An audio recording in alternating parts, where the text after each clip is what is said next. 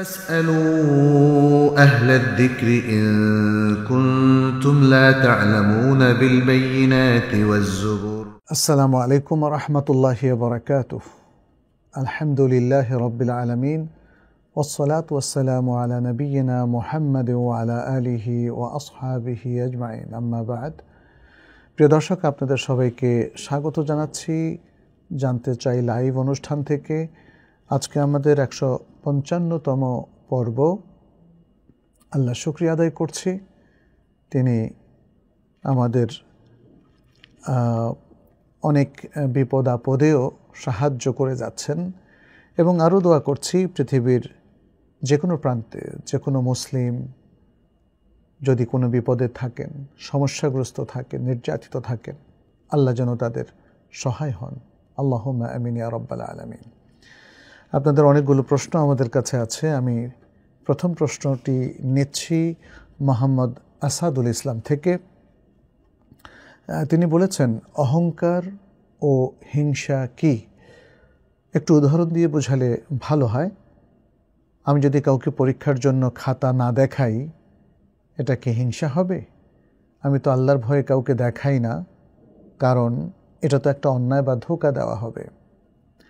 অহংকার এবং হিংসা দুটো অত্যন্ত খারাপ গুণ এবং এ দুটো সম্পর্কেই নবী সাল্লাল্লাহু আলাইহি ওয়াসাল্লাম আমাদেরকে সতর্ক করেছেন। অহংকারকে আরবিতে বলা হয় হাসাদ। হাসাদ মানে হচ্ছে তামান্নি জাওয়ালুন নি'মাহ মিন সাহিবিহি। কোনো ব্যক্তি থেকে আল্লাহ তাআলা তাকে যে নেয়ামত দিয়েছেন, সে নেয়ামতগুলো যেন চলে যায়, এমন একটা আকাঙ্ক্ষা পোষণ করা।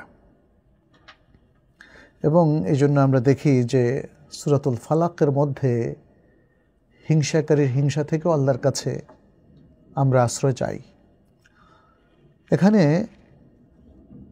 হিংসা অত্যন্ত খারাপ একটি গুণ, যে জন্য শাইখুল ইসলাম ইবনে তাইমিয়া রাহিমাহুল্লাহ তিনি বলছেন, ওয়াল হাসাদু মারাদুন মিন আমরাদিন নাফস। হাসাদ বা হিংসা হচ্ছে অন্তরের একটা রোগ, অন্তরের একটা রোগ। ওহু মারাদুন গালিব, এবং এটা অত্যন্ত শক্তিশালী গালিব একটা রোগ। তিনি বলছেন যে খুব কম সংখ্যক মানুষই এই রোগ থেকে নিজেকে হেফাজত করতে পারে। যেমন বলা হয়, মা খালা জাসাদুন মিন হাসাদিন, মা খালা জাসাদুন মিন হাসাদিন। কোনো দেহ হাসাদ বা হিংসা থেকে মুক্ত নয়। তবে উলামায়ে কেরাম যেটা বলেন সেটা হচ্ছে, ওয়ালাকিন্নাল লাঈমা ইউবদিহি ওয়াল কারীমু ইউখফিহি। যে খারাপ মানুষ সে হাসাদ বা হিংসাকে প্রকাশ করে, আর যে ভালো মানুষ, সম্মানিত মানুষ, তার ভেতরে যদি কিছু হিংসা থাকেও সে সেটাকে গোপন করে। নবী সাল্লাল্লাহু আলাইহি ওয়াসাল্লাম থেকে একটি হাদিস আবু ইয়ালা এবং ইবনে মাজাহ বর্ণনা করছেন, বলছেন, আল হাসাদু ইয়াকুলুল হাসানাত কামা তাকুলুন নারু আল হাতাব। হিংসা ভালো নেকগুলোকে, ভালো কাজগুলোকে খেয়ে ফেলে, নষ্ট করে দেয়, যেমন আগুন লাকড়িকে ধ্বংস করে দেয়। আমরা বুখারীর মুআল্লাক একটা হাদিসের মধ্যে পাই, শেষের অংশটা ঠিক আছে, শুরুতে বলা হচ্ছে ইয়াকুম ওয়াল হাসাদ। তবে এই হাদিসের মধ্যে একজন মাজহুল রাবি আছেন বলে উলামায়ে কেরাম উল্লেখ করেছেন, এই জন্য আমরা সহিহ অংশটাই বললাম, আল হাসাদু ইয়াকুলুল হাসানাতি কামা তাকুলুন নারু আল হাতাব। দ্বিতীয় যে খারাপ গুণটার কথা আপনি বলেছেন সেটি হলো অহংকার। অহংকারকে আরবিতে বলা হয় আল কিবরু, আল কিবরু। এবং আল কিবরুটা হচ্ছে আল ইজাব বিন নফস, আত্মম্ভরিতা, মানে নিজেকে নিজে দেখে মুগ্ধ হওয়া, অহংকার করা। এবং এর ফলশ্রুতিতে কি হয়? ইহতিকারুল আখারিন, অন্যকে হেয় করা, ছোট করা, ওয়াল ইস্তিহজা বিহিম, এবং অন্যের প্রতি উপহাস করা। এগুলো হচ্ছে অহংকারের লক্ষণ। নবী সাল্লাল্লাহু আলাইহি ওয়াসাল্লাম অহংকারের একটা সংজ্ঞা দিয়েছেন, সহিহ মুসলিমের মধ্যে তিনি বলছেন, আল কিবরু বাতারুল হক ও গামতুন নাস। আল কিবরু বাতারুল হক ও গামতুন নাস। অহংকার হচ্ছে হককে, সত্যকে অস্বীকার করা, এটাকে গ্রহণ না করা, মানে অস্বীকার করা অথবা গ্রহণ না করা, দুটোই হতে পারে। ওয়াগামতুন নাস, এবং মানুষকে ছোট করা, মানুষকে হেয় করা, মানুষকে ঘৃণা করা, তো এই দুটোই মিলেই হচ্ছে অহংকার। তার মানে এগুলো অহংকারের আসলে বহিঃপ্রকাশ। কেউ যদি অহংকার করে তখন দেখা যাবে সে নিজেকে বড় করবে, সত্যকে মেনে নেবে না, সে নিজে ভুল কথা বলে ফেলেছে, তারপরেও সে সত্যের পক্ষে থাকবে না, সত্যকে গ্রহণ করবে না, কারণ সে ভুল বলেছে। আবার অন্যকে সে ঘৃণা করে, ছোট করে, হেয় করে। নবী সাল্লাল্লাহু আলাইহি ওয়াসাল্লাম আরেকটি হাদিসে বলেছেন, এটিও সহিহ মুসলিমের একটা হাদিস, বলেছেন, লা ইয়াদখুলুল জান্নাতা মান কানা ফি কলবিহি মিসকালু যাররাতিন মিন কিবর। বলেছেন, জান্নাতে সেই ব্যক্তি প্রবেশ করবে না যার অন্তরে অহংকারের একটা ছোট্ট পরিমাণও থাকে। একটা দানা পরিমাণও যদি কারো অন্তরে অহংকার থাকে তাহলে সে জান্নাতে প্রবেশ করবে না। অহংকারের আরও অনেকগুলো খারাপ গুণ আছে, তা আমরা সংক্ষেপে এতটুকু বলবো যে এটা আসলে মানুষের ব্যক্তিত্বকে নষ্ট করে, মানুষকে মানে অজনপ্রিয় করে, অন্যদের কাছে ঘৃণিত ব্যক্তিত্বে পরিণত করে। ঠিক একইভাবে হিংসাও মানুষের মধ্যে সম্পর্ককে নষ্ট করে এবং মানুষের কাছে সে খুবই খারাপ মানুষ হিসাবে বিবেচিত হয়। এখন যেটা পরীক্ষার মধ্যে আপনি বলেছেন যে পরীক্ষা আপনি দেখাচ্ছেন না, এটাই তো সঙ্গত, এটা তার সাথে তো হিংসার কোনো সম্পর্ক নেই, তাই না?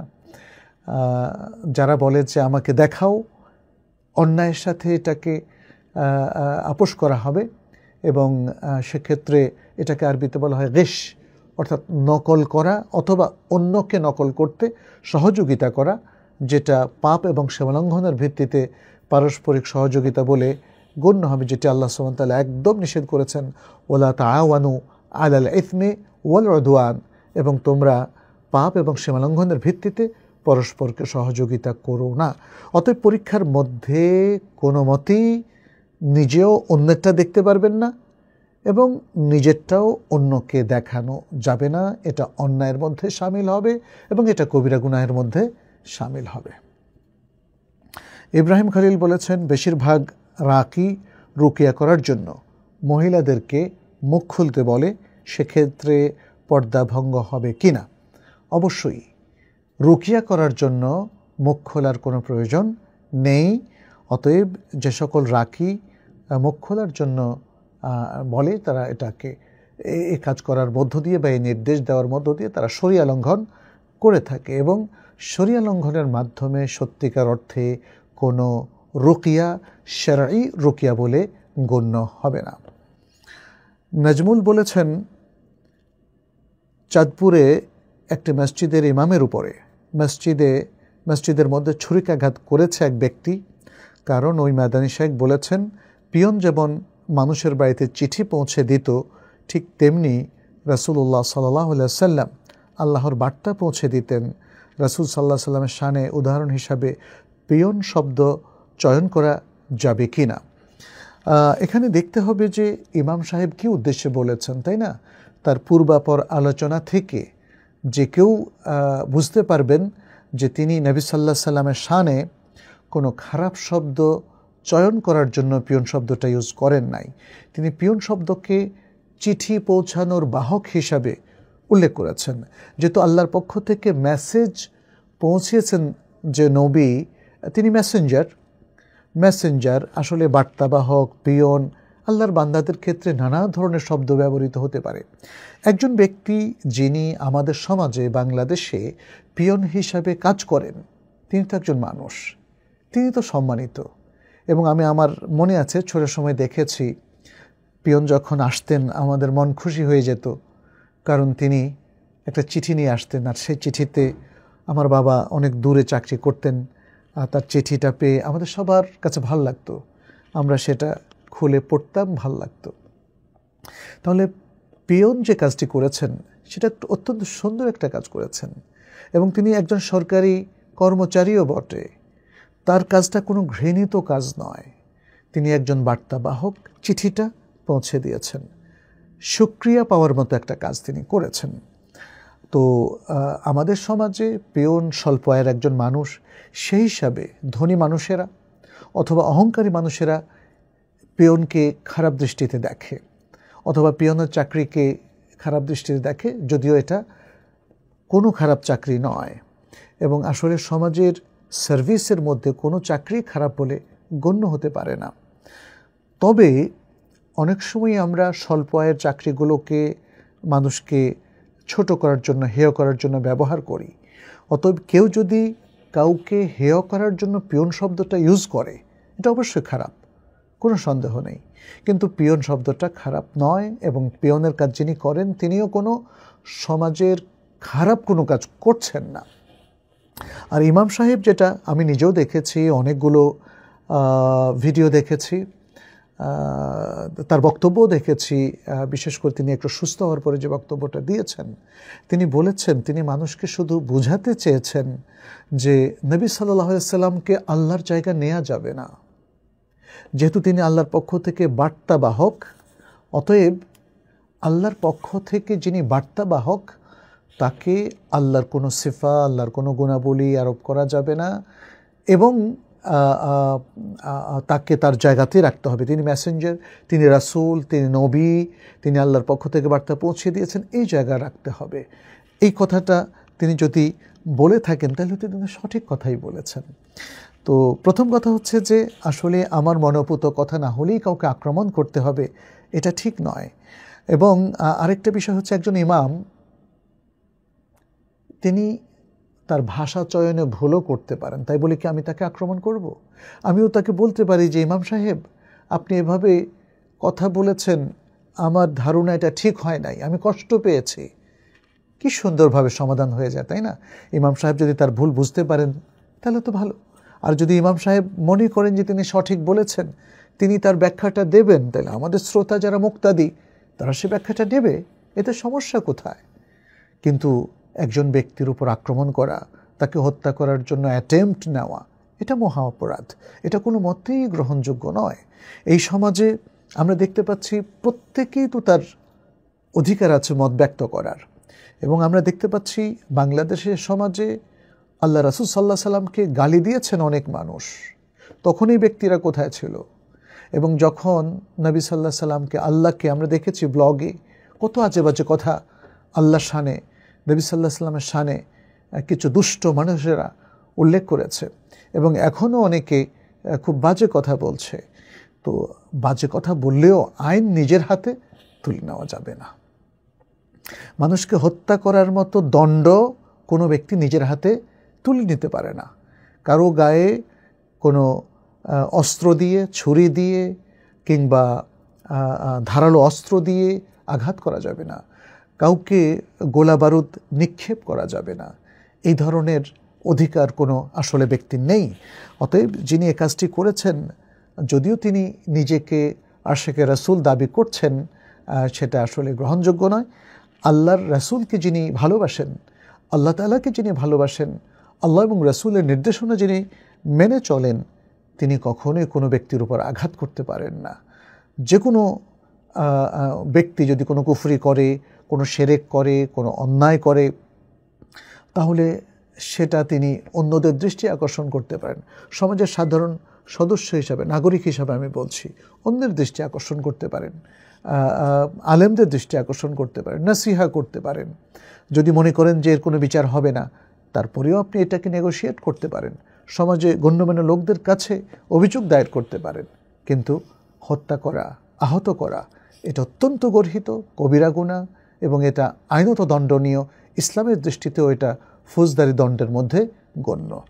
নাম প্রকাশে অনিচ্ছুক একজন প্রশ্ন করেছেন, দ্বীনি বিষয়ে অমিল হওয়ার কারণে যদি আমার ভাই বোন সম্পর্ক ছিন্ন করতে চায়, সেক্ষেত্রে কী করণীয়? প্রসঙ্গত আমার ভাই বোনের পছন্দের যে কোনো আলেমের মাধ্যমে একসাথে বসে সমাধানের কথা বলাতেও তারা রাজি হচ্ছে না। আমরা জানি রক্তের সম্পর্ক ছিন্ন করা হারাম, কিন্তু আমার ভাই বোন কোনোভাবেই আমার সাথে সম্পর্ক রাখতে বা সমাধানে যেতে রাজি নন। এক্ষেত্রে আমার করণীয় কি? কেউ যদি আপনার সাথে সম্পর্ক নষ্ট করতে চায়, তাহলে আপনার কি দোষ?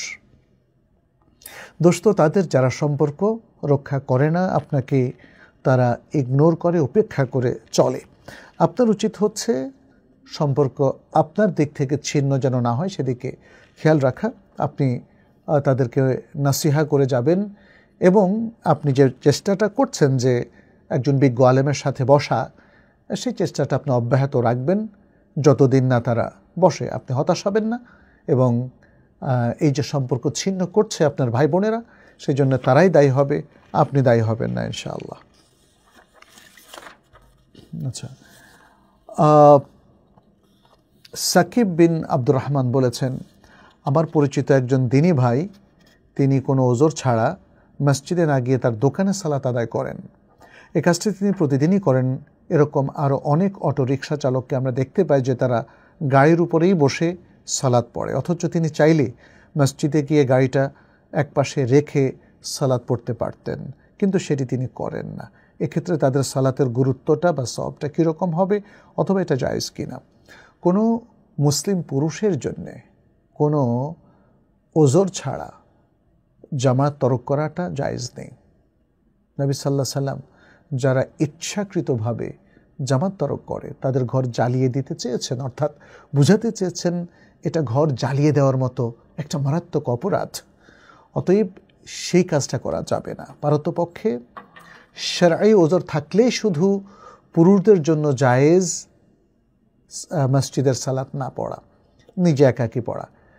কী শরঈ ওজর? হতে পারে তিনি অসুস্থ, অথবা প্রচণ্ড বৃষ্টি হচ্ছে, তিনি বৃষ্টিতে ভিজে যেতে পারবেন না। এটা শরিয়াতে গ্রহণযোগ্য যে প্রচণ্ড বৃষ্টির সময় ঘরে নামাজ পড়া। যেহেতু নবী সাল্লাল্লাহু আলাইহি ওয়াসাল্লাম বলেছেন সাল্লু ফি রিহালিকুম, তোমরা তোমাদের ঘরের মধ্যেই সালাত পড়ো। হতে পারে মসজিদে যাওয়ার পথে কোনো হিংস্র প্রাণী আছে, সাপ আছে, বাঘ আছে, অথবা শত্রু আছে যে তাকে হত্যা করে বসতে পারে, ডাকাত আছে ইত্যাদি। এগুলো হচ্ছে শরঈ ওজর। আর যদি শরঈ কোনো ওজর না থাকে তাহলে তাকে অবশ্যই মসজিদে জামাতের সাথে, অথবা ছোট মুসাল্লা যেখানে তার হয়তো বড় বিল্ডিংয়ের মধ্যে যেটা অনেক সময় মুসাল্লা থাকে, সে মুসাল্লায় জামাতের সাথে তিনি পড়তে হবে। অর্থাৎ কোথাও না কোথাও জামাতের সাথে তাকে আদায় করতে হবে। তবে কোনো সন্দেহ নেই, জামাতের ক্ষেত্রে সবচেয়ে উত্তম জামাত হলো যে জামাতটা মসজিদে হয়ে থাকে, এবং তার চেয়ে একটু কম সওয়াবের জায়গা হচ্ছে ছোট ছোট মুসাল্লা। অনেক সময় মানুষের ছোট ছোট মুসাল্লা সালাত পড়তে হয় শিক্ষা প্রতিষ্ঠানে বা বড় অফিসের মধ্যে, যেখানে দল বেঁধে সবাই একসাথে পাশের মসজিদে যাওয়াটা সম্ভব নয়, আর সেখানে প্রেয়ার রুম থাকে, মুসাল্লা থাকে।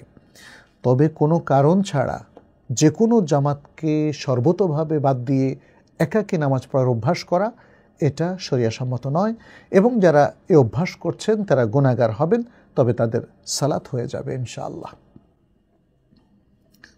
এহতেসাম প্রিন্স বলেছেন, আপনাকে আল্লাহর জন্য ভালোবাসি ভাই, সে দোয়াটাই করছি যে দোয়াটা রাসূল সাল্লাল্লাহু আলাইহি ওয়াসাল্লাম করতে বলেছেন, আহাব্বাকাল্লাযী আহবাবতানি ফি। আপনি বলেছেন আমরা যখন তওবা করি তখন গুনাহ আর করব না এই সংকল্প করি। যদি পুনরায় গুনাহ হয়ে যায় তাহলে কি সংকল্প ভঙ্গের জন্য কাফারা দিতে হবে? কেউ যদি তওবা করে তাহলে সেটা আত-তাওবাতুন নাসুহ হতে হবে, সিনসিয়ার তওবা, একনিষ্ঠ তওবা, লোক দেখানো তওবা না। ইয়া আইয়ুহাল্লাযীনা আমানু তুবু ইলাল্লাহি তাওবাতান নাসুহা। আল্লাহ বলেছেন, হে ইমানদার লোকেরা, তোমরা আল্লাহর কাছে একনিষ্ঠভাবে তওবা করো বা একনিষ্ঠ তওবা করো। অর্থাৎ এই তওবা মন থেকে যেন আসে, আমি যেন অনুতপ্ত হই সত্যিকার অর্থে, এবং আল্লাহর কাছে কমিট করি যে আল্লাহ আমি আর কখনো এই কাজ করব না, এবং সাথে সাথে ওই কাজ থেকে নিজেকে বিরত রাখি। এটা হচ্ছে সিনসিয়ার তওবা। এই তওবা করলে সাধারণত মানুষ দ্বিতীয়বার ওই পাপে সম্পৃক্ত হয় না, কিন্তু শয়তান যদি তাকে আবারও ধোঁকা দেয় তাহলে সে আবারও এই সিনসিয়ার তওবা করবে। প্রতিবার তওবার জন্য আলাদা কোনো কাফারা প্রয়োজন নেই, কিন্তু যদি সে আল্লাহর রাস্তায় সাদাকা করে এবং সে মনে করে যে যেহেতু আমি পাপটা করে ফেলেছি ইচ্ছার বিরুদ্ধে, তাহলে আমি আরও ভালো কিছু কাজ করি, আরও কিছু দান খয়রাত করি, সেটা কিন্তু জায়েজ এবং সেটা উত্তম, কোনো সন্দেহ নেই, কিন্তু শর্ত নেই। এমন কোনো শর্ত নেই। শর্ত যেটা, সেটা হচ্ছে যখনই কোনো বড় পাপ হয়ে যাবে সাথে সাথে তাওবাতুন নাসুহ করা, তাহলে আল্লাহ তাআলা তার পূর্বের পাপকে ক্ষমা করবেন। এবং এভাবে যদি বারবার তার পাপ হতে থাকে এবং বারবার সে সত্যিকারের তওবা করে, তাহলে তার তওবাটা কবুল হবে। কিন্তু তওবাটা যদি নামকা ওয়াস্তে মানুষকে দেখানোর জন্য করে এবং সে সত্যিকার তওবা না করে, তাহলে এটা আল্লাহর সাথে খেলাধুলা হয়ে যাবে এবং তার তওবাও কবুল হবে না, এবং এভাবে বারবার তামাশা করার জন্যে তিনি অধিক হারে আল্লাহর কাছে শাস্তিপ্রাপ্ত হবেন। আল্লাহ আমাদেরকে ক্ষমা করুন। আব্দুল আজিজ ভারত থেকে একটি প্রশ্ন করেছেন, বলেছেন, প্রিয় উস্তাজ, আমি বড় গাড়ির ইঞ্জিনের মিস্ত্রি। আমি এখন বর্তমানে যে জায়গায় কাজ করেছি সেখানে কোনো মসজিদ নেই। একটা মসজিদ আছে, তবে তা কয়েক কিলোমিটার দূরে, সেটা আবার সহি তরিকার মসজিদ নয়। আপনি বলছেন যে আমি একাই বাসাতে এই জন্যে সালাত আদায় করি। আরও বলেছেন যে কোনো সালাত কি আউয়াল ওয়াক্ত হওয়ার আগেই আদায় করা যাবে? কারণ আমি যে বাসাতে থাকি সেখানে আরও অন্য অমুসলিম ভাইরা থাকে, তারা আবার নেশাগ্রস্ত হয়ে ঘরে ফেরে, তাই আমি এশার সালাত আউয়াল ওয়াক্ত হওয়ার আগেই বাইরে কোনো জায়গায় আদায় করে নেই। আমার কি ঠিক হচ্ছে এভাবে সালাত আদায় করা? না ভাই আব্দুল আজিজ, আল্লাহ সুবহানাহু ওয়া তাআলা কোরআনে বলেছেন, ইন্না সালাতা কানাত আলাল মুমিনিনা কিতাবাম মাওকুতা, নিশ্চয়ই সালাত মুসলিমদের উপরে ওয়াক্ত মতো আদায় করা ফরজ। জিবরিল আলাইহিস সালাম নবী সাল্লাল্লাহু আলাইহি সাল্লামকে একটা সালাতের আউয়াল ওয়াক্ত এবং শেষ ওয়াক্ত দুটোই তিনি জানিয়ে দিয়েছেন। তিনি একবার আউয়াল ওয়াক্তে নবী সাল্লাল্লাহু আলাইহি সাল্লামকে সালাত শিখিয়ে দিয়েছেন, আর আরেকবার শেষ ওয়াক্তে, এবং বলেছেন এই সালাতটা এই দুই ওয়াক্তের মাঝখানেই পড়তে হবে। যারা ওয়াক্তের আগে সালাত পড়েন তার সালাত ওয়াক্ত না হওয়ার কারণে হবে না, আর যারা ওয়াক্ত চলে যাওয়ার পরে সালাত পড়েন তার ওয়াক্ত চলে যাওয়ার কারণে তার সালাত হবে না, বরং এটাকে বলা হয় ইদাআতুস সালাহ। ইদাআতুস সালাহ, আল্লাহ তাআলা যারা ওয়াক্ত চলে যাওয়ার পরে সালাত পড়ে তাদের দুর্নাম বর্ণনা করেছেন আল কোরআনে, ফাখালাফা মিন বা'দিহিম খালফুন আদাউস সালাহ, তাদের পরে আসলো অপদার্থ একদল মানুষ যারা সালাতকে নষ্ট করে দিত। তাহলে সালাতকে আগে করা, ওয়াক্তের আগে অথবা ওয়াক্তের পরে দুটোই সালাত নষ্ট করার শামিল, আপনার সালাত গ্রহণযোগ্য হবে না। আপনাকে সালাত ওয়াক্ত মতোই পড়ার জন্য প্ল্যান করতে হবে। কিভাবে করবেন? আপনি আপনার পারিপার্শ্বিকতা সম্পর্কে ভালো জানেন। আপনি বলছেন যে আপনার সাথে অমুসলিম লোকজন থাকে বাসায়, সেখানে হয়তো সালাত পড়ার সুযোগ হয় না, নেশাগ্রস্ত মানুষ, মাতলামি করে ইত্যাদি নানা ব্যাপার। তা আপনি সালাতের ওয়াক্তের মধ্যে বাইরে গিয়ে অন্তত ফরজটা পড়েন, তাই না? এটা হতে পারে। কিন্তু আপনি শরিয়ত তো নিজের মতো করে আপনি কাস্টমাইজ করতে পারবেন না, নিজের মতো করে চেঞ্জ করতে পারবেন না। ওয়াক্তের নিজের সুবিধা মতো সালাতের ওয়াক্তগুলোকে আগু পিছু করার কোনো অধিকার আপনারও নেই, আমারও নেই, কোনো মানুষেরই নেই। ফলে আল্লাহ সুবহানাহু ওয়া তাআলার দেয়া নির্দেশ মতো এবং রাসূলুল্লাহ সাল্লাল্লাহু আলাইহি ওয়াসাল্লামের সুন্নাহ মোতাবেক আপনাকে সালাত পড়তে হবে, এর বাইরে যাওয়ার কোনো সুযোগ নাই। ভিলেজ স্টার ফেসবুক নাম বলেছেন, জিনের আসরগ্রস্ত ব্যক্তির জন্য শরিয়াসম্মত চিকিৎসা কি? যাদেরকে জিন আসর করেছে, তাদের উপর ভর করেছে, তাহলে তাদের শরিয়াসম্মত চিকিৎসা তো অবশ্যই আছে। তবে এক্ষেত্রে যারা ভালো রাকি, আপনি তাদের সাহায্য নিতে পারেন, অথবা পরিবারভুক্ত লোকেরাই আপনারাই কোরআন পড়ার মধ্য দিয়ে এই রুকিয়া করতে পারেন।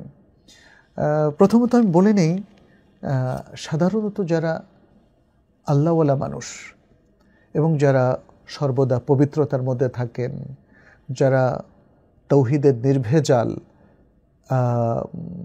নলেজটাকে ধারণ করেন এবং আমলটাকে বাস্তবায়িত করেন, সালাত পড়েন এবং কোনো ঘৃণ্য পরিবেশে থাকেন না, তার বাসার বাথরুমগুলো পরিষ্কার থাকে, মানে বাসাকেও তিনি পরিষ্কার পরিচ্ছন্ন রাখেন, এই যদি হয় তার অবস্থা, তাহলে তিনি জিন কখনো তাকে আসর করবে না। আর যদি কেউ জিনের আসর থেকে মুক্ত হতে চান তাহলে তাকেও পবিত্র অবস্থায় থাকতে হবে এবং তাকেও 5 ওয়াক্ত সালাতের মধ্যে আসতে হবে। এই আমলগুলো তাকে করতে হবে। পাশাপাশি তিনি যদি পারেন নিজের রুকিয়া করবেন, অথবা অন্য কেউ, পরিবারভুক্ত কেউ তাকে রুকিয়া করবে। পরিবারের বাইরেও যদি তিনি কোনো ভালো আমলদার আলেম রাকির কাছে যান, আমরা এখানে দুটো শব্দ উল্লেখ করেছি, আমলদার, আলেম, রাকি। কারণ অনেক রাকি আছে যারা আসলে মানুষকে ধোঁকা দেয়, প্রতারণা করে। প্রকৃতপক্ষে তারা আমলদারও নয় এবং তারা সত্যিকারের রুকিয়াও করে না। নানা রকম ঝাড়ফুঁক, মন্ত্রতন্ত্র এগুলো দিয়ে মানুষকে একটু মিসগাইড করে। তো আমরা বলবো সত্যিকার ভালো আমলদার, আলেম, রাকির মাধ্যমে আপনি রুকিয়া করতে পারেন, নিজেরা রুকিয়া করতে পারেন। এর বাইরে আর কোনো আসলে আমল নেই যার মাধ্যমে আপনি এই অবস্থা থেকে নিজেকে উত্তরণ ঘটাতে পারেন। সানওয়াজ শেখ বলেছেন, অনেকের মুখে বলতে শোনা যায় যে আল্লাহর বিধান এখন আর প্রযোজ্য নয়, এখন আধুনিকত্ব নিয়ে আসা উচিত, কারণ 1400 বছর আগে নবী সাল্লাল্লাহু আলাইহি ওয়াসাল্লাম যে বিধানটা দিয়েছেন সেটা সেই সময় প্রযোজ্য ছিল, এখন চেঞ্জিং আসা দরকার। এই বিষয়টি সম্পর্কে কিছু বলুন। এই বিষয় সম্পর্কে বলার কিছুই নেই। এটা তো এলহাদ, এটা হলো নাস্তিকতা। কমপ্লিটলি আল্লাহ এবং তার রাসূলকে অস্বীকার করা, তাদের বিধানকে অস্বীকার করা, কোরআন সুন্নাহকে অস্বীকার করা। কারণ আল্লাহর বিধান যদি এখন আর প্রযোজ্য না হয় তাহলে আধুনিকতা কিসের মধ্যে? নাস্তিকতা। আল্লাহর বিধান বলতে কোরআন সুন্নাহকেই বোঝানো হয়।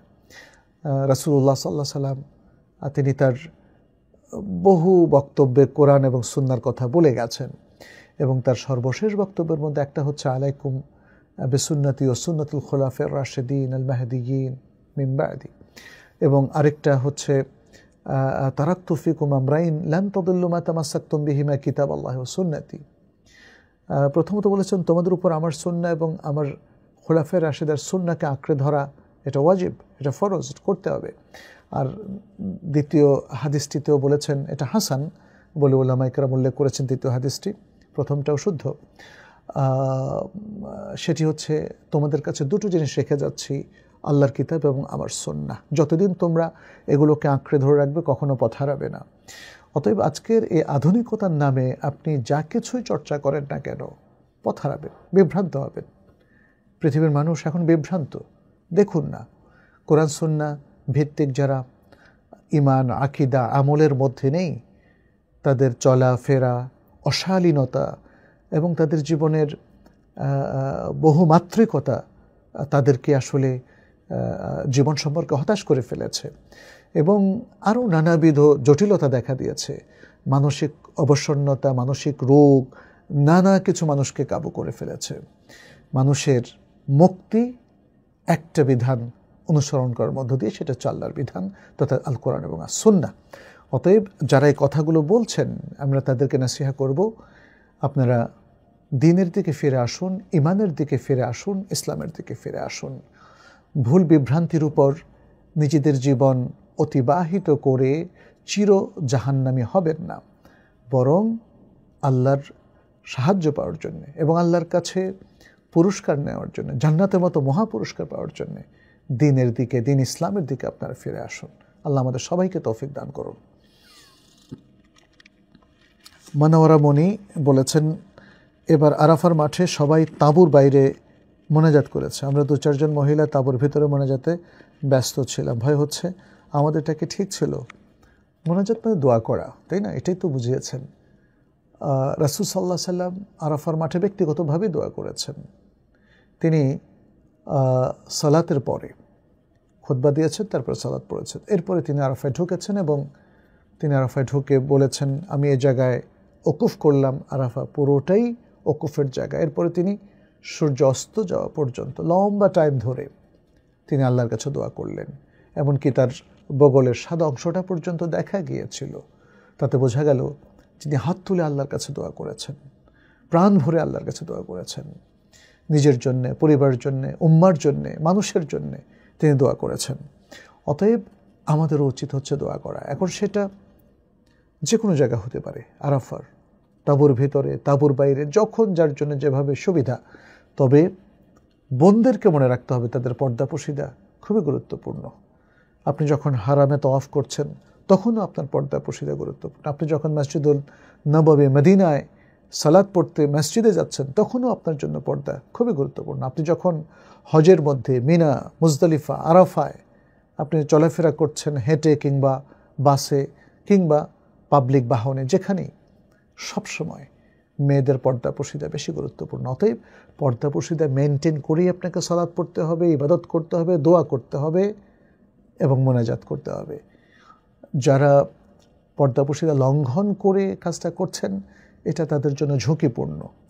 বরং আল্লাহওয়ালা নারীদের জন্য উচিত হবে তারা যতটা প্রাইভেসি মেনটেন করে, পর্দা মেনটেন করে ইবাদতগুলো করতে পারেন ততটাই তাদের জন্য কল্যাণকর, ততটাই সেটা কবুল হওয়ার অনেক বেশি উপযোগী এবং এটাই তাদের জন্য বিধেয়।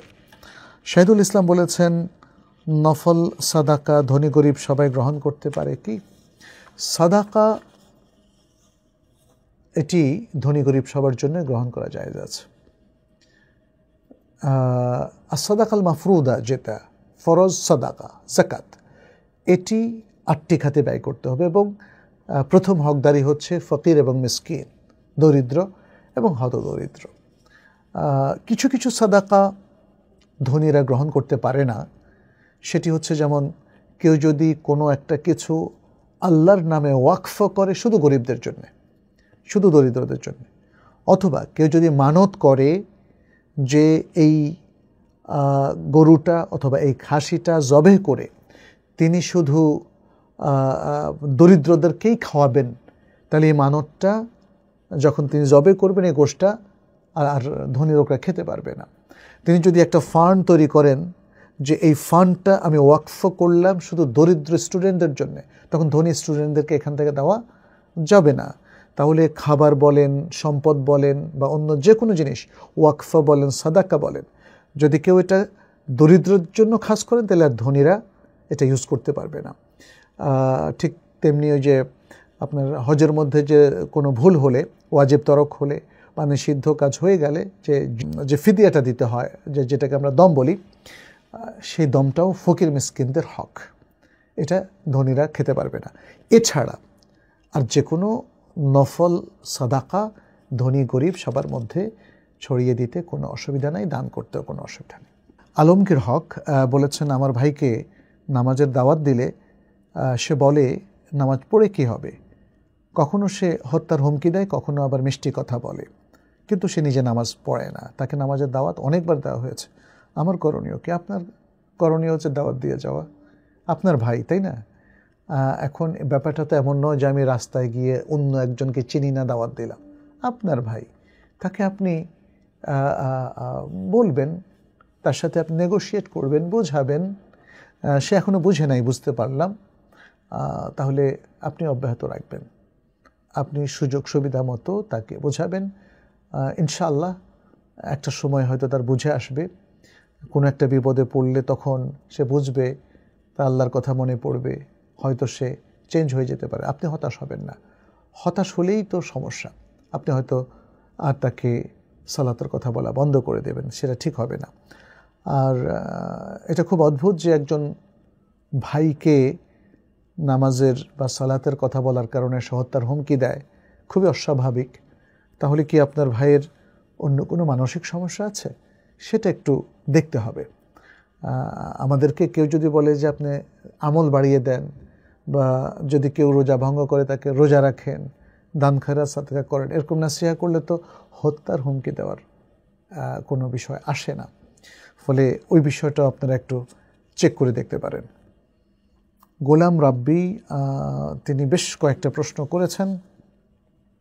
প্রথম প্রশ্নটা করেছেন, ফাঁসি দিয়ে অপরাধীর মৃত্যুদণ্ড কার্যকর করার ব্যাপারে ইসলাম কি বলে?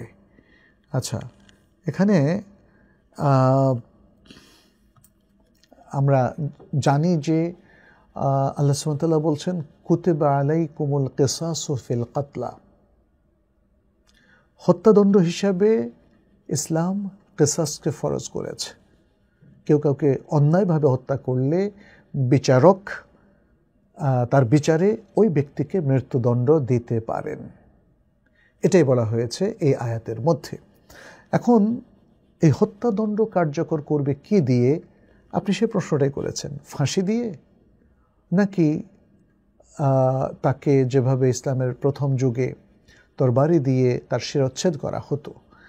তো এখানে আমরা শেখ বিন বাজ রাহেমাহুল্লাহর চমৎকার একটা ফতোয়া পাই। তিনি খুব সুন্দরভাবে বলেছেন যে এটা স্পষ্ট যে হত্যাদণ্ড কার্যকর করা হবে সবচেয়ে সহজ উপায়, যাতে যার উপর হত্যাদণ্ড কার্যকর করা হয়েছে যে হত্যার কারণে সে যেন খুব কম কষ্ট পায়। তো সেটা এতে তিনি যেটা বোঝাতে চেয়েছেন একাধিক উপায় সেটা হতে পারে, তবে তিনি এখানে একটা উল্লেখ করলেন যে ফাঁসিতে আসলে মানুষের কষ্ট হয় বেশি, নিঃশ্বাস আটকে যায় এবং এতে করে তার জিহ্বা বের হয়ে যায়, তার মাথায় রক্তক্ষরণ হয়, তার মুখ দিয়ে রক্ত বের হয়ে যেতে পারে। ফাঁসিটা অনেক বেশি কষ্টকর। অথচ রাসূল সাল্লাল্লাহু আলাইহি ওয়াসাল্লাম বলেছেন, এটাও শেখ বিন বাজ এই সুন্দর হাদিসটা তিনি এখানে নিয়ে এসেছেন, ওয়া ইযা কাতালতুম ফাআহসিনুল কিতলা, আর যখন তোমরা যবেহ করবে তখন তোমরা অতি উত্তম রূপে যবেহ করবে, অর্থাৎ এমনকি পশুকে পর্যন্ত যেন কষ্ট না দাও। এভাবে যুদ্ধক্ষেত্রে আমরা দেখি যে নবী সাল্লাল্লাহু আলাইহি সাল্লাম যেখানে যুদ্ধক্ষেত্রে শত্রুকে বধ করা, হত্যা করা, এটা পৃথিবীর যে কোনো যুদ্ধ নীতিতেই অনুমোদন দেওয়া আছে, ইসলামেও সেটা বলা আছে, কিন্তু বলা হয়েছে তাকে কিন্তু যেটা মুতলা, অর্থাৎ তার লাশকে বিকৃত করা যাবে না, এখানে কেটে ওখানে কেটে একদম বিশ্রী করে ফেলা যাবে না। তো এখানে একটা জিনিস শুধু বোঝা যায় যে যখন হত্যাদণ্ড কার্যকর হবে সেটা সবচেয়ে সুন্দরভাবে কার্যকর করা, এবং ইসলাম শুরু থেকেই যেভাবে করে এসছে সেটাকেই আমাদের বড় বড় মুফতিরা রেকমেন্ড করেছেন, এবং ফাঁসির মতো কঠিন দণ্ড না দেওয়ার পক্ষেই বড় বড় মুফতিরা কথা বলেছেন। আচ্ছা, দ্বিতীয় যে প্রশ্ন করেছেন সেটি হলো ব্রিদিং এক্সারসাইজ, মেডিটেশন, এগুলো কি ইসলামে হারাম? আপনি প্রশ্ন করেছেন। যদি হারাম হয়ে থাকে তাহলে মুসলিম চিকিৎসা হিসাবে এগুলো করতে বললে করা যাবে কি না? ব্রিদিং এক্সারসাইজ এটা তো ধর্মীয় কোনো বিষয় না। আপনার ফুসফুসের কার্যকারিতা বাড়ানোর জন্যে নিঃশ্বাস বন্ধ করে নিঃশ্বাস ছাড়া, নিঃশ্বাস নেওয়া, এটা একটা ব্যায়াম। এটা রিলিজিয়াস কোনো এক্সারসাইজ না, ফলে শরিয়াতে এতে কোনো নিষেধ নাই। মেডিটেশন দুরকম। একটা হলো বিভিন্ন অমুসলিমদের মেথড ফলো করে মেডিটেশন করা, যেমন silver method, golden method, Christian method, Hindu method, quantum method ইত্যাদি। এগুলো সম্পর্কে অবশ্যই অবজেকশন রয়েছে। আমি দীর্ঘ আলোচনায় যাব না, আমি সংক্ষেপে কথাটা বললাম। কিন্তু মানুষের মানসিক মনোবল বাড়ানো, মানসিক মনোযোগ বাড়ানো, মনোসংযোগ বাড়ানো, এটা তো ইসলামী আমাদেরকে নানাভাবে রেকমেন্ড করেছে, তাই না? যেমন ক্ষুদ্র, এই দুটো প্রক্রিয়ার মধ্য দিয়ে মুসলিম তার মনোসংযোগ বাড়ায়। ইখলাসের মধ্য দিয়ে মুসলিম তার মনোবল এবং আল্লাহর জন্য যে কাজটা করে সে কমপ্লিটলি সেটাকে মনোসংযোগটাকে সে তৈরি করে দেয়। এভাবে আমরা দেখি যে সালাত চমৎকারভাবে মুসলিমের মনোসংযোগকে একটা অতি উচ্চ মার্গে নিয়ে যায়। যখন সে কোরআন তেলাওয়াত করে, দেখেন কোরআন কি বলছে, আলা বিযিক্রিল্লাহি তাতমাইন্নুল কুলুব, জেনে রাখো আল্লাহর যিকির এর মাধ্যমে মানুষের অন্তরটা প্রশান্ত হয়। তাহলে এই যে প্রশান্তিটা আসার মধ্য দিয়ে মানুষের উইল পাওয়ারটা বাড়ে, তার মনোসংযোগটা বাড়ে, মনের মধ্যে যে অস্থিরতা সব দূর হয়ে যায়, এবং এই মানসিক শান্তির মধ্য দিয়ে আজকের আধুনিক যে বিভিন্ন মেথডগুলো যা বলছে তার চেয়ে বেশি শক্তি সে অর্জন করতে পারে। তাহলে আমাদের ইসলামের যে ইবাদতগুলো আছে সেগুলোর মাধ্যমে মানুষ বা মুসলিম তার মনকে পরিশুদ্ধ করে ফেলে। সেটা ইখলাসের মধ্য দিয়ে হোক, সিয়ামকে একমাত্র আল্লাহর জন্য আদায় করে হোক, যেহেতু আল্লাহ তাআলা বলছেন আস-সাওমু লি এবং যেহেতু সালাতের ক্ষেত্রে আল্লাহ তাআলা বলছেন ও আকিমিস সালাতা লিযিকরি, আমাকে স্মরণ করার জন্য তোমরা সালাত পড়ো। হজের ক্ষেত্রে বলছেন ও আতিমুল হাজ্জা ওয়াল উমরাতা লিল্লাহ। তাহলে এই যে সালাত, সওম, হজ, যাকাত, উমরা, তাওয়াফ, সাই, কুরবানি, ইন্না সালাতি ওয়া নুসুকি ওয়া মাহইয়ায়া ওয়া মামাতি লিল্লাহি রাব্বিল আলামিন, চমৎকার। এগুলো সবই মুসলিম মানসিকতাকে এবং মননশীলতাকে একটা অন্য মাত্রা প্রদান করে, উচ্চ মার্গে তাকে নিয়ে যায়। এই জন্যে মুসলিম মানসিক দিক থেকে সবচেয়ে সবল, এবং সে দেখেন যুদ্ধের মধ্যে পর্যন্ত সে আল্লাহকে স্মরণ করতে পিছপা হয় না, সে সালাত পড়ে। কোথায় সে এত শক্তি পেল?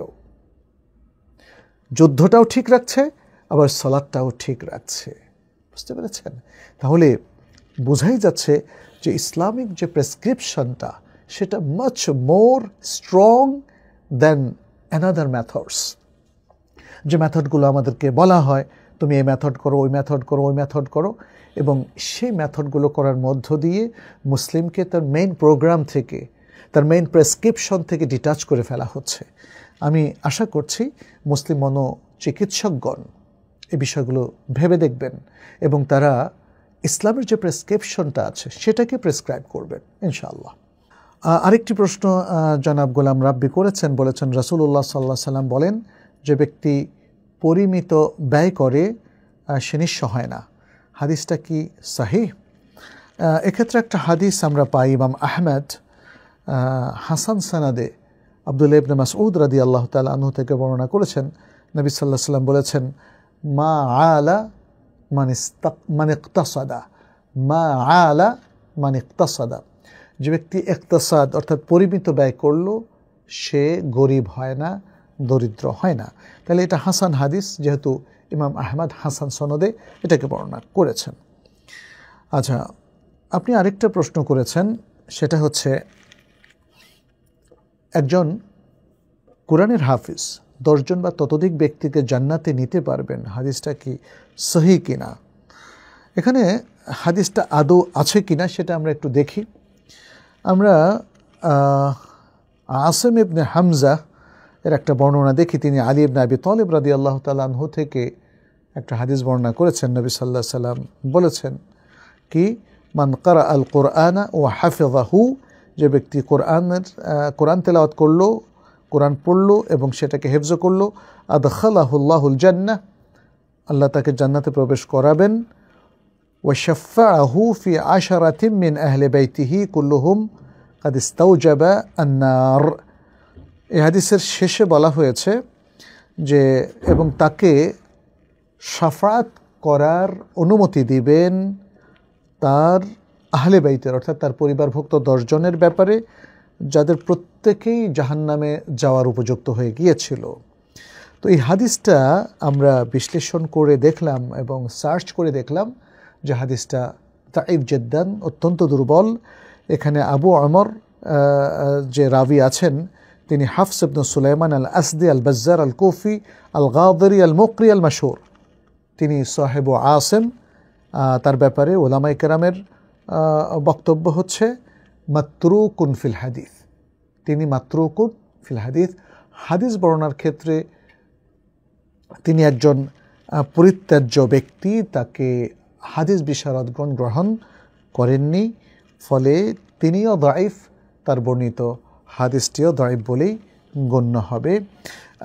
তার মানে এটা নয় যে কোরআনের হাফেজের মর্যাদা কমে গেল, না, কোরআনের হাফেজের মর্যাদা অনেক বেশি।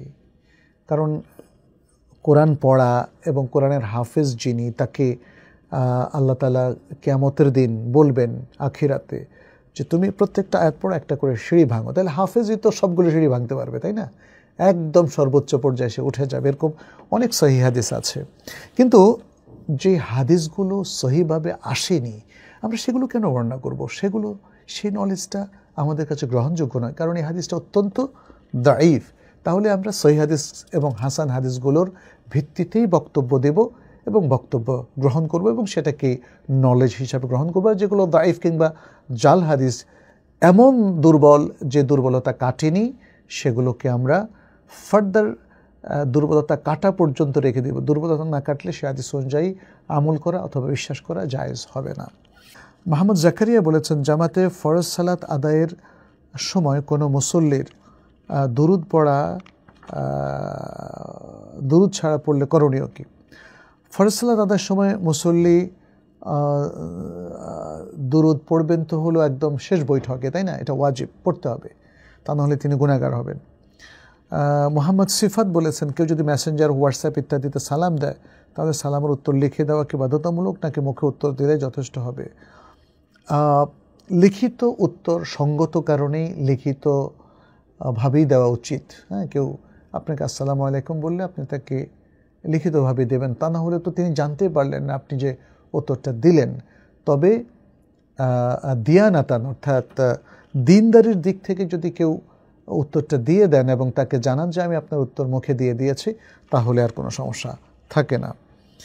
পান্না খান বলেছেন, আমার এক বন্ধুর পাশের গ্রামের একজনের সাথে ঝামেলা হয়, তারপর আমার সে বন্ধু সেই গ্রামে আবার যেতে চাইলে মানুষ তাকে নিষেধ করে না যাওয়ার জন্য। তারপর সে সেখানে যায় এবং 7-8 জন মিলে তাকে হত্যা করে। এখানে আমার বন্ধু যাওয়ার কারণে কি তার হায়াত শেষ হয়ে গেছে নাকি সে না গেলে মৃত্যুবরণ করতো না? দেখুন, এখানে তাকদীর তো একটাই, আপনার বন্ধুর দ্বিতীয় আর কোনো তাকদীর তো আল্লাহ সৃষ্টি করেননি, তাই না? আল্লাহ তাআলা আপনার বন্ধুকে সেখানে যাওয়াটাই তাকদীরে রেখেছেন এবং সেখানে তার হায়াত শেষ হওয়াটাও তাকদীরে রেখেছেন।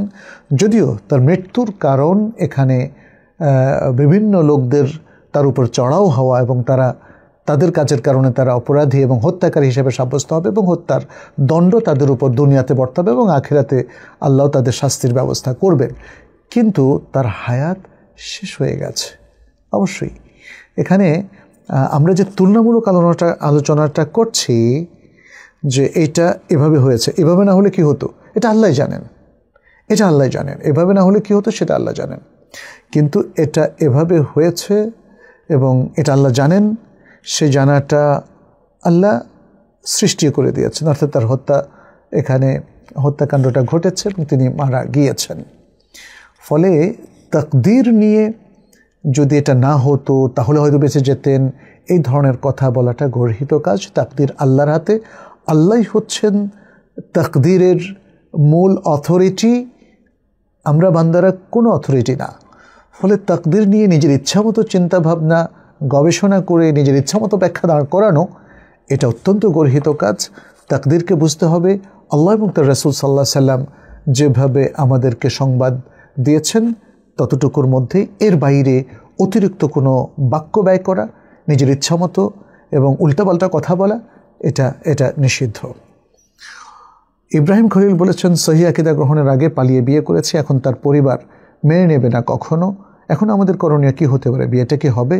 না হলে করণীয় কি? অনেক সালাফি আলেম বলেন বিয়েটা হবে না, তাহলে কি জেনাকারী হবে চিরকাল? আপনি পালিয়ে বিয়ে করেছেন, পালিয়ে বিয়ের কোনো বিধান ইসলামে নেই। মেয়েদের অবশ্যই তার অভিভাবকের অনুমতি লাগবে, তা না হলে এটা ভ্যালিড হবে না। এটাই সত্য কথা এবং এটাই আমাদের বিভিন্ন স্কুল অফ থটের বা উলামায়ে কেরামের বক্তব্যের মধ্যে এটাই সঠিক কথা। আমরা এটাকে গ্রহণ করছি। আপনাকে যেটা করতে হবে আমি বলবো সেটি হচ্ছে মেয়েকে তার বাবার বাড়িতে পৌঁছে দেওয়া এবং আপনাদের মধ্যে ইমিডিয়েট সেপারেশন হয়ে যাওয়া, এবং যদি মেয়ের বাবা আপনাকে মেনে নেয়, বিয়ে দেয়, সেটা তাদের জন্য ভালো, আপনার জন্য ভালো, যেহেতু এখানে কিছু একটা হয়ে গেছে, তাই না? এটার জন্য সবচেয়ে বেস্ট সলিউশন হচ্ছে সবাই নিজেদের ভুল বিভ্রান্তিগুলোকে শুধরিয়ে নিয়ে আল্লাহর কাছে তওবা করে, আপনাকে এবং আপনার যে স্ত্রী দুজনকে তওবা করতে হবে এবং আপনাদের মধ্যে সেপারেশন করে দিতে হবে, নতুন করে বিয়ে হতে হবে। যদি আপনার এই বিয়েতে আপনি যাকে বিয়ে করেছেন তার বাবা রাজি না হয়, তাহলে যেটা করতে হবে সেটি হচ্ছে তাকে ইদ্দত পালন করতে হবে এবং যতক্ষণ না বাবা রাজি হবে ততক্ষণ পর্যন্ত বিয়ের আর কোনো সুযোগ থাকবে না। আল্লাহু তাআলা আ'লাম। তারিক হাসান তিনি বলেছেন, আমি একটি জরিপ কোম্পানিতে জমি মাপ যোগ, জমি নকশা প্রণয়ন এবং জমির দাম নিরূপণের কাজগুলো করে থাকি। উক্ত কাজেরটি প্রতিবেদন আকারে বিভিন্ন ব্যাংকে প্রদান করতে হয়। প্রশ্ন হলো, আমার এই শ্রমের বিনিময়ে অর্থ নেওয়া কি জায়েজ হবে? উল্লেখ্য যে আমার কাজের পারিশ্রমিক ব্যাংক হতে দেওয়া হয় না। যেই ব্যক্তির বা প্রতিষ্ঠানের কাজ করা হয় সরাসরি সেই গ্রাহকের বা প্রতিষ্ঠানের কাছ থেকে নেওয়া হয়। আপনি যদি জরিপ কোম্পানি, যেটা আসলে ব্যাংক নয়, এমন কোনো কোম্পানিতে কাজ করেন এবং তারাই আপনাকে জরিপের কাজ, মাপজোক, নকশা প্রণয়নের জন্য টাকা দিয়ে থাকে, তাহলে আপনার ইনকাম হালাল হবে এবং আপনি এই কাজটা জমা দিচ্ছেন তাদের নির্দেশে কোনো ব্যাংকে, সেটা হয়তো অন্য কোনো লেনদেন আছে ওই কোম্পানির সাথে ব্যাংকের, এই জন্যে। বাট আপনার এই কাজটা আর মালিক তো হচ্ছে কোম্পানি, কাজটা করছেনও আপনি কোম্পানির জন্য, জরিপ কোম্পানির জন্য, ব্যাংকের জন্য করছেন না। সেটাই আমাদের কাছে প্রতিভাত হচ্ছে, সেই আলোকে আমরা উত্তর দিচ্ছি। অতএব আমরা আশা করছি যে আপনার ইনকাম হালাল হবে ইনশাআল্লাহ। মামুন মৃধা বলেছেন, স্যার আমি জানতে চাই যে সকাল সন্ধ্যায় 3 কুল পড়ে কি হাতে ফোঁ দিয়ে গায়ে ফোঁ দিতে হবে? এটা কি শরীয়সম্মত নাকি বেদাত? আসলে সকাল সন্ধ্যায় সূরাগুলো পড়ার কথা বলা হয়েছে, ফোঁ দেওয়ার কথা বলা হয় নাই। তবে রুকিয়া স্বরূপ কেউ যদি হাতের মধ্যে পড়ে ফোঁ দেয় তাহলে এটা বেদাত হবে না, এটা রুকিয়া বলে গণ্য হবে। এটা শোয়ার সময়ে নবী সাল্লাল্লাহু আলাইহি সাল্লাম আমাদের জন্য রেকমেন্ড করেছেন আমরা যেন এই কয়েকটা সূরা পড়ে হাতের মধ্যে পড়া মানে এই যে পড়ার পরে যে ফুঁটা হাতে লাগছে সেটা আমরা আমাদের গায়ে যতটুকু দুহাত যায় ততটুকু মুছে ফেলবো। আর সকাল সন্ধ্যা আমাদের জন্য পড়াই যথেষ্ট, ফুঁ দেওয়াটা জরুরি নয়। কিন্তু কেউ যদি সূরা ফাতিহা পড়ে অথবা 2 কুল পড়ে সে গায়ে ফোঁ দেয় অথবা পানিতে ফোঁ দিয়ে খায়, তাহলে এটা তো শরিয়া সম্মত, এতে কোনো সমস্যা নেই। নাহের হক বলেছেন, এবার হজে অনেককেই দেখলাম জেদ্দা ঘুরতে গিয়ে ফেরার সময় স্থানীয় মসজিদে উমরা নিয়তে এহরাম বাঁধতে। এ বিষয়ে শরিয়তের হুকুম জানতে চাই। জেদ্দা তো মেকাতের ভেতরে, অতএব জেদ্দায় ঘুরতে গিয়ে সেখান থেকে এহরাম করে আসার আসলে সুযোগটা নাই। এটা হচ্ছে তারাই করবে যারা জেদ্দাবাসী। জেদ্দা থেকে মক্কায় তারা উমরা করতে আসবে, জেদ্দা থেকে তারা এহরাম করে আসবে। আর যারা মক্কাবাসী তারা তো মক্কার যে কোনো জায়গা থেকে হজের এহরাম করতে পারে। আর যদি তারা এহরামটা উমরার জন্য করতে চায় তাহলে তারা হারামের সীমানার বাইরে যাবে। হারামের সীমানা, জেদ্দার সীমানাটা হলো হারামের সীমানার বাইরে। এই জন্য জেদ্দাবাসীরা যেহেতু দুনাল মেকাত বলা হয়, মেকাতের ভেতরে তারা আছে আর হারামের বাইরে তারা আছে, সেখান থেকেই তারা এহরাম করে উমরা করতে আসে জেদ্দাবাসীরা। আর মক্কাবাসীরা হারামের সীমানার বাইরে গিয়ে, যেমন মসজিদে আয়েশা হতে পারে অথবা জিরানা হতে পারে অথবা জেদ্দার দিকে গেলে সেখান থেকেও তারা এহরাম করে এসে উমরা করতে পারে।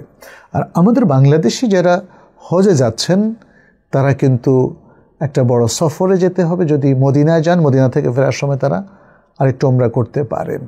এরকম বড় দূরত্বে যদি তারা যান, যেটা একটা পূর্ণাঙ্গ সফর হিসাবে গণ্য হবে এবং সেটা মিনিমাম হবে একটা মিকাতের বাইরে তারা যদি চলে যান, 80 কিলোমিটার, তারপরে 150 কিলোমিটার, কিংবা মদিনা হলো প্রায় 450 কিলোমিটার বা 430 কিলোমিটার, এতটুকু দূরত্ব থেকে তারা দ্বিতীয় উমরা করতে পারেন। কিন্তু হারামের সীমানার ভেতরে থেকে অথবা হেলের মধ্যে গিয়ে অথবা জেদ্দার থেকে আসার সময় তাদের জন্য এটা করাটা সঙ্গত হবে না। অবশ্যই এটা একটা ইখতিলাফি মাসালা, কারো কারো মতো জায়েজ, বাট আমাদের অধিকাংশ শায়েখ এবং মুহাক্কিক অনেক ওলামায়ে কেরাম তারা বলেছেন যে না, যারা আফাকি অনেক দূর দেশ থেকে এসেছেন তাদের জন্য মক্কার হেলের সীমানা অথবা জেদ্দা থেকে এহরাম করার নিয়ত করা যাবে না। পিএল হাসান রনি বলেছেন, আমি আমার বউকে ইসলামিক কারণে তালাক দিতে চাচ্ছি, যেহেতু সে বেনামাজি। আমাদের একটি প্রতিবন্ধী বাচ্চা আছে, তাকে ফেলে বাবার বাড়ি চলে গেছে। এখন তাকে তালাক দিয়ে আমার পাপ হবে, বাচ্চা কষ্ট থাকবে ইত্যাদি। আমার মনে হয় পিএল হাসান, আপনি তাড়াহুড়ো করবেন না, আপনি কাউন্সেলিং করেন বিজ্ঞ আলেমদের সাথে, এবং যারা ফ্যামিলি কাউন্সেলিং ভালো করতে পারেন তাদের সাথে আপনি বসে একটু কাউন্সেলিং করেন। স্ত্রীকে আপনি নামাজি বানান। সন্তান তো আপনি কিভাবে এই সন্তানকে লালন পালন করবেন, অতএব আপনারা দেখেন একটা মিউচুয়াল করা যায় কিনা, একটা বুঝের মধ্যে আসা যায় কিনা। আল্লাহ তাআলা আপনাদের সে তৌফিক দান করুন, দোয়া করি। সালাহ টিভি 26 এটা একটা ইউটিউবের নাম, ওখান থেকে একজন প্রশ্ন পাঠিয়েছেন, আসরের নামাজের ওয়াক্ত কখন থেকে শুরু হয়? মতভেদ আছে শুনলাম। আমি তো এখন কলেজ থেকে এসে 4:30টায় এসে নামাজ পড়ি, জোহরের নামাজ। অনেকে বলে 3টার ভিতর নাকি আসর নামাজ শুরু হয়। আমি মেডিকেলে পড়ি, আমাকে একটু নাসিহা করুন, আমি কেমন যেন খারাপ হয়ে যাচ্ছি, পড়ালেখা মনোযোগ দিতে পারছি না। আচ্ছা, আপনার প্রথম যে অংশটা আমরা বলবো, আসরের নামাজ আমরা জানি যে জমহুর উলামায়ে কেরাম বলেছেন আমাদের ছায়া আসলির পরে এক গুণ হওয়া পর্যন্ত। আমি আপনাকে বলবো যে সময়টা আসর 3:25 অধিকাংশ উলামায়ে কেরামের মতে। কেউ কেউ এটাকে শাফি ওয়াক্ত বলেন, শাফি কিংবা হাম্বলি মাযহাবের ওয়াক্ত, কিন্তু এটা আসলে অধিকাংশ উলামায়ে কেরামের মত, যেখানে ইমাম শাফি, ইমাম আহমদ ইবনে হাম্বল এবং হানাফি মাযহাবের প্রখ্যাত ইমাম আবু ইউসুফ, ইমাম মুহাম্মদ ইবনে হাসান আশ-শাইবানি তারা একই মত ব্যক্ত করেছেন। আরও মুহাক্কিক উলামায়ে কেরাম, এ যুগের অধিকাংশ উলামায়ে কেরাম বলেছেন আসর আউয়াল ওয়াক্ত হচ্ছে এখন যেমন 3:25, অর্থাৎ কোনো জিনিসের ছায়া আসলির পরে তার ছায়া 1 গুণ হলে পরে আসর ওয়াক্ত হয়। ইমাম আবু হানিফা রাহিমাহুল্লাহ এবং তার অনুসারী হানাফি মাযহাবের অনেক ইমামের মতে এটা হচ্ছে 2 গুণ হওয়া। তো 2 গুণ হওয়ার ক্ষেত্রে আমরা দেখি যে সেখানে হানাফি ওয়াক্ত বলা হয়েছে। হানাফি ওয়াক্তের ক্ষেত্রে দেখা যাচ্ছে প্রায় আরও 1 ঘন্টা পরে, আরও 1 ঘন্টা পরে ওয়াক্ত হয়। তো এটা একটা ইখতিলাফি মাসআলা বটে, কিন্তু এখানে মানে বিষয়টা নির্ভর করবে আপনি অথবা আপনার স্কলার কোন মতটাকে প্রাধান্য দিচ্ছেন, সে অনুযায়ী হয়তো আপনার ক্ষেত্রে আপনি ফয়সালা করতে পারেন। তবে আমরা রেকমেন্ড করব যে আউয়াল ওয়াক্ত এটি 1 মেসেলের পর থেকে শুরু হয়, যেহেতু এটা জমহুরের মত এবং আবু হানিফা রাহিমাহুল্লাহর 2 ছাত্র যাদেরকে সাহেবাইন বলা হয় তাদেরও একই মত। দ্বিতীয়ত আপনি বলেছেন যে আপনি কেমন যেন খারাপ হয়ে যাচ্ছেন, তাই না? তার মানে হচ্ছে সময় নষ্ট করছেন, কিংবা আপনি সোশ্যাল নেটওয়ার্কে সময় বেশি দিচ্ছেন, হয়তোবা নাটক সিনেমা দেখছেন। খারাপ হয়ে যাওয়ার অর্থ তো সেটাই, অথবা খারাপ বন্ধুদের আড্ডায় যাচ্ছেন। আমি অবশ্যই আপনাকে নাসিহা করি যে আল্লাহকে ভয় করুন। সবচেয়ে সুন্দর নাসিহা হচ্ছে তাকুল্লাহ, আল্লাহকে ভয় করুন, নিজেকে সংশোধন করুন। জীবনটা একটাই, এটাকে যেমন ইচ্ছা তেমন অতিবাহিত করতে দেওয়া যাবে না, মহামূল্যবান। আল্লাহর কাছে আমাদের প্রত্যেকটা কাজের হিসাব দিতে হবে। অতএব আমরা আত্মগঠন করতে হবে। আপনি আত্মগঠন করুন। মেডিকেল স্টুডেন্ট, আপনার সামনে একটা সুন্দর জীবন পড়ে আছে, আপনি চিকিৎসার মতো একটা মহান সেবায় নিজেকে নিয়োগ করতে পারবেন। অতএব সময় নষ্ট করবেন না, পড়ালেখায় মনোযোগ দিন, এটাই আমার নাসিহা। এরপর একটা প্রশ্ন হলো, মোহাম্মদ স্বাধীন বলেছেন, আমাদের এলাকায় একটা প্রচলিত নিয়ম আছে যে নতুন বউ আসলে ফুফু শাশুড়ি, মামি শাশুড়ি দাওয়াত দিয়ে নতুন বউকে খাবার খাওয়া এবং সাথে 1000-2000 টাকা দেয়। এই টাকা নেওয়া যাবে কি না?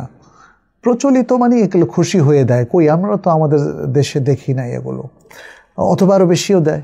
মানে হাদিয়া দেওয়া এটা তো রাসূল সাল্লাল্লাহু আলাইহি ওয়াসাল্লাম সুন্নাহ। এখন এই হাদিয়াটা যদি বাধ্যতামূলক জোর করে দিতে হয় তাহলে আমরা বলবো যে না, এখানে অবজেকশন আছে। আর যদি উইলিংলি কেউ কাউকে হাদিয়া দেয়, শেষে ফুফু শাশুড়ি দেখ, মামি শাশুড়ি দেখ, চাচি শাশুড়ি দেখ, জ্যাঠা শাশুড়ি দেখ, জেঠি শাশুড়ি দেখ, যেই দেখ না কেন, এতে নিতে কোনো সমস্যা নেই। দুনিয়া সবুজ একটা আইডি থেকে বলা হয়েছে, আপনার কাছে একই প্রশ্ন বারবার করে, বা পূর্বে অনেক শায়েখ উত্তর দিয়েছেন এমন প্রশ্ন বারবার করে, এই বিষয়ে যদি আপনি একটু নিষেধ করে দিতেন অনলাইনে না খুঁজে প্রশ্ন করতে। ও আচ্ছা, মানে আমাদের কাছে একই প্রশ্ন বারবার করা হয়, অন্যান্য শায়েখদের কাছে প্রশ্ন বারবার করে। এটা সাধারণত কিছু লোক যাদের একটু ওসিডি প্রবলেম আছে হয়তো তারাও করে, আবার অনেকে ক্রস করতে মজা লাগে যে উনি কি বলেন, ইনি কি বলেন, এগুলো ওয়াসওয়াসা। এটাও ওসিডির মতোই ওয়াসওয়াসা। এগুলো করবেন না, আমরা নাসিহা করতেছি, এগুলো করবেন না। ওয়াসওয়াসা মিনাশ শায়তান। যে প্রশ্নের উত্তর জানা আছে এগুলো আমাদেরকে করার কোনো প্রয়োজন নেই। এসকে খাতুন বলেছেন, হাজব্যান্ড স্ত্রীর সঙ্গে সামান্য ঝগড়া হলেই সালাত পড়ে না, হারাম জিনিস দেখে, এর থেকে স্ত্রী করণীয় কি? স্ত্রী যেগুলো পছন্দ করে না সেগুলো সে করে, এতে কি করণীয়? স্ত্রীর সাথে ঝগড়া করে, স্ত্রীও তো তাহলে ঝগড়া করছেন, আপনি ঝগড়া বন্ধ করেন, একটু সুন্দরভাবে জীবনযাপন করার চেষ্টা করেন, একে অপরকে হ্যাপি করেন, একে অপরের প্রতি শ্রদ্ধাশীল হন। হ্যাঁ, স্বামী স্ত্রীর রিলেশন কি ঝগড়া? এখন তো দেখি যে ঝগড়া করাটাই যেন স্ত্রী আর স্বামীর প্রধান কাজ হয়ে দাঁড়িয়েছে। ওটা বাদ দেন। হাজব্যান্ড স্ত্রীর সাথে ঝগড়া করে, তাহলে স্ত্রী তো সে ঝগড়ায় যোগ দিচ্ছেন, আপনি যোগ দেবেন না, আপনি তাকে বোঝাবেন। আর অনেক সময় এটা ঠিক যে কোনো ক্ষেত্রে হাজব্যান্ড বেশি বাড়াবাড়ি করছেন, কোনো ক্ষেত্রে স্ত্রী বাড়াবাড়ি করছেন। তো সেক্ষেত্রে আপনাদের, আমি এখান থেকে বলে দিলে তো আপনারা হয়তো কেউ এখন দেখছেনই না, তাই না?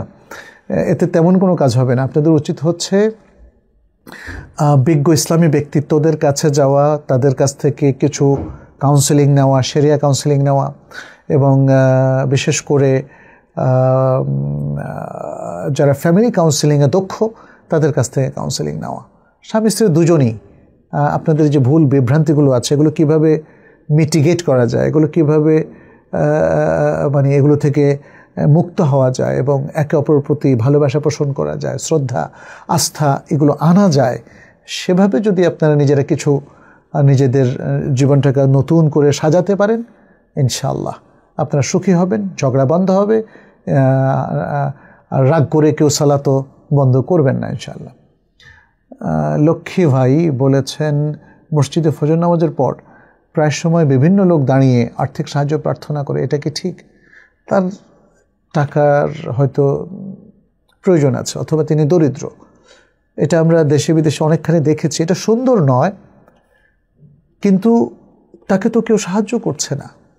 যদি মসজিদ কর্তৃপক্ষের কাছে বলার পর মসজিদ কর্তৃপক্ষ তাকে বলতো আমরা আপনার সাহায্যের ব্যবস্থা করে দিচ্ছি, আপনার চাওয়ার প্রয়োজন নেই, তাহলে তার এটা হতো না। আমাদের মসজিদগুলো এখনও অনেক ক্ষেত্রে আমরা দেখতে পাচ্ছি দরিদ্র লোকের পাশে দাঁড়ায় না, তারা সমাজের বিভিন্ন সার্ভিস তারা দেয় না। হ্যাঁ, অনেকগুলো সার্ভিস মসজিদ থেকে দেওয়া যায়, ফার্স্ট এড সার্ভিস দেওয়া যায়, দারিদ্র্য বিমোচন, জাকাত বন্টন, সাদাকা বন্টন, মসজিদ ভিত্তিক আরও অনেকগুলো মানুষের যে আশেপাশের লোকদের যে বিভিন্ন সমস্যা আছে সেগুলো দূর করা, কাউন্সেলিং, পারিবারিক শান্তি আনয়ন ইত্যাদি নানা ধরনের কাজ করা যায়। সেগুলো করলে আমার কাছে মনে হয় ভিক্ষাবৃত্তিটাও মসজিদ ভিত্তিক কমে যেত। আচ্ছা, মোহাম্মদ সাকিব মাহমুদ বলেছেন, আমরা যে আল্লাহর কাছে দোয়া না করে আমরা যে শুধু ওষুধের মাধ্যমে সুস্থ হচ্ছি, এটা কিভাবে? আমি জানি আল্লাহ তাআলা ছাড়া কেউ সুস্থ দান করতে পারে না, আমি বিষয়টা বুঝছি না, ইসলামের আলোকে বলুন। আল্লাহ তাআলা আমাদেরকে বলেছেন যে তার কাছে দোয়া করতে, তার উপর তাওয়াক্কুল করতে, এবং আসবাবটাও যেন আমরা গ্রহণ করি। আসবাব, তো ওষুধটা হলো আসবাব, এটা হলো আসবাব, উপকরণ, বাকি কাজটা আল্লাহ করে দেবেন। হ্যাঁ, উপকরণ ছাড়াও আল্লাহ পারেন, বাট আল্লাহ তাআলা অধিকাংশ ক্ষেত্রে তার যে জাগতিক নিয়ম সেখানে উপকরণটাকে তিনি আমাদের জীবনের অংশ করে দিয়েছেন। যেমন আপনি ঢাকা থেকে চট্টগ্রাম যাবেন, হয় হেঁটে যাবেন, নয় রেলে যাবেন, নয় প্লেনে যাবেন, না বাসে যাবেন, না কারে যাবেন। এখন আপনি এখানে বসে থাকবেন আর বলবেন যে আল্লাহ আমি চিরং যেতে চাচ্ছি, আমাকে একটু জাস্ট এখান থেকে উঠাইয়া চিটংয়ে নামাইয়া দাও। আপনি সারা জীবনে কথা বলল, আল্লাহর জাগতিক নিয়ম এটাকে কভার করে না, আল্লাহর নিয়মটাই এটাকে অ্যালাউ করে না, অনুমোদন করে না। ফলে আপনি যদি 1000 বছরও বসে থাকেন ঢাকাতে, কোনো দিন আল্লাহ আপনাকে এখান থেকে নিয়ে চট্টগ্রামে ফেলে দেবেন না। বুঝতে পেরেছেন? তো যদিও আল্লাহ সেটা পারেন না, আল্লাহ সেটা পারে। তো ঔষধ না খেয়েও অনেকে সুস্থ হয়ে যায়। ওষুধটা ঠিক পুরোটা 100% একরকম না, বাট আমরা যখন ক্রনিক কোনো ডিজিজে আক্রান্ত হই তখন আমাদের উচিত হচ্ছে যে ঔষধটা, সেটা বনজ ঔষধ হোক, ফল পাকড়া হোক, অর্গানিক কোনো ফুড হোক, অথবা যে কোনো ঔষধ হোক, সেটা ডাক্তার এবং যারা স্পেশালিস্ট তাদের প্রেসক্রিপশন অনুযায়ী সেবন করা, আর আল্লাহর উপর তাওয়াক্কুল করা, আল্লাহর কাছে দোয়া করা, আল্লাহুম্মা রাব্বান নাস আযহিবিল বাস ওয়াশফি ওয়া আনতাশ শাফি লা শিফা ইল্লা শিফাউক শিফাআন লা ইউগাদিরু সাকামা। আল্লাহর উপর তাওয়াক্কুল রাখতে হবে। কেউ যদি ওষুধের উপর তাওয়াক্কুল রাখে এবং আল্লাহর উপর তাওয়াক্কুল হারায়, তাহলে এটা কুফরি, এটা বড় ধরনের কুফরি, সেটা করা যাবে না। আচ্ছা, সর্বশেষ প্রশ্ন আজকের আলামিন আলী, বিয়ের পর ছেলেরা কি প্রবাসে কাজ করতে পারবে বউকে দেশে রেখে? হ্যাঁ, পারবে। প্রতি 4 মাসে একবার করে আসবে, আর 4 মাসের বেশি যদি তিনি প্রবাসে থাকতে চান তাহলে স্ত্রীর অনুমতি লাগবে। আমাদের অনেকেই মনে হয় সেটা জানেন না। এটা ওমর ইবনুল খাত্তাব রাদিয়াল্লাহু তাআলা আনহু চালু করেছিলেন। অতএব আমরাও বলবো, প্রবাসে দীর্ঘদিন থাকবেন না, থাকলে হয় স্ত্রীকে নিয়ে যান অথবা স্ত্রীর অনুমতি নিয়ে যান। তবে মনে রাখবেন, স্ত্রীর অনুমতি নিলেই যে সমাধান হয়ে যাবে তা না। স্ত্রীকে কী অবস্থায় রেখে যাচ্ছেন, তাকে কি অরক্ষিত রেখে যাচ্ছেন, তার সব কিছু দেখা আমাদের এটা প্রয়োজন। যাই হোক, আজকে আমাদের এখানে ইলেকট্রিসিটি চলে যাওয়ার কারণে আমরা এখানে শেষ করছি। হাদা সাল্লাল্লাহু ওয়া সাল্লাম আলা নবিয়িনা মুহাম্মদ ওয়া আলিহি ওয়া সাহবিহি আজমাইন।